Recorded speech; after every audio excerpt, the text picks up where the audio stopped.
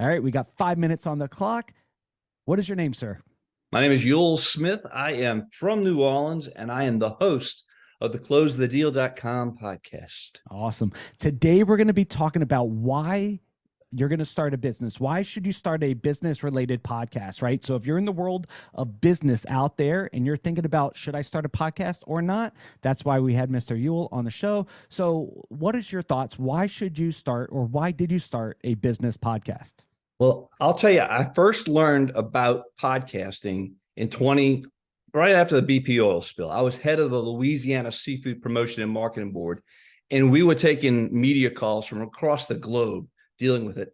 And then I had one guy come up and said he wanted to do a podcast interview. My answer was, what's a podcast? So I learned about podcasting back then, but I didn't do it till recently. But I remember I call it the power of podcasting, because you get to connect with so many people. It's a great connector. And if you're in business, that we use podcasts and media back then to tell our story to the world, to let people know the seafood was safe, come back and enjoy Louisiana seafood. But for a business, it's an unbelievable tool. It gives you access to people you would never dream of meeting to do podcasts, interview people, have conversations with people.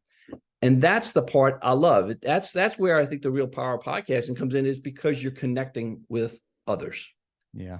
Yeah. So cool. So it started for you as a mission driven thing. We're going to use media to let people know this, correct, the food safe, come back to New Orleans. That's right. And then one day you had this brilliant idea is, I'm in the world of business brokering and franchising. Why not start a podcast? So talk to me about the day you had that idea, because you have a great domain. What's your domain? The domain is closethedeal.com. And I actually put it in the name of the podcast. I call it the closethedeal.com podcast, not the Close the Deal podcast, the closethedeal.com podcast. I want people to remember that, hear it over and over and over. So I bought the domain many years ago. I ran trade associations for nearly 2 decades.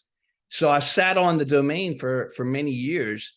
And then I said, you know what? I came back to that conversation with the guy with podcasting 10 years ago. I said, it's time I do this. This is crazy. I should be doing this. And I actually started a little pilot podcast, a few episodes, just to see if I liked it.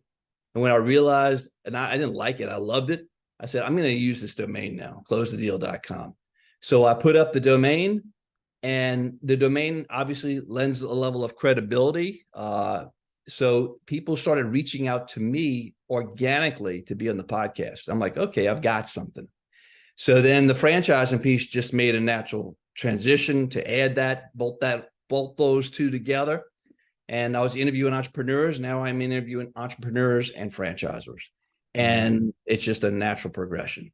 So this became a part of your sales funnel, because if you cold call people all day long, you're going to get a lot of no's. Now people are coming to you. That's right. Saying, I'm a business owner. I'm a franchise. Could I be on your show? Mm-hmm. What changed in your business model after you incorporated the podcast? Well, people start reaching out to you for not just to be on the show, but they all start reaching out to figure, how can we collaborate with you? Or we would like to sponsor your show. I just started getting calls for that. I'm relatively new, right? That's I just awesome. got my first email with somebody wanting to collaborate and pay money to be a sponsor. So that's the beginning. Yep. And that's how this grows. And it takes time. It takes work. You know that.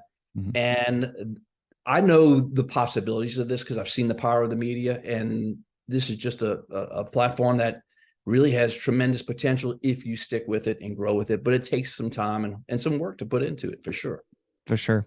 Now, how long ago did you start your podcast, and you just got a sponsorship proposal? How long ago did you start? I started, I was only doing I was still working in the trade association world. So I was doing it on the side. I was only doing 1 episode a month, but I was getting great guests. I've had some fantastic guests who are kind of well known. And I'm like, I've got something here. So it's about 1.5 years. So I was just doing 1 show a month. I'm like, no, I got to start doing it. So now I'm trying to go weekly. Nice. And I'd like to get even more frequent than that, to be quite candid. 10 seconds left. Name your show one more time.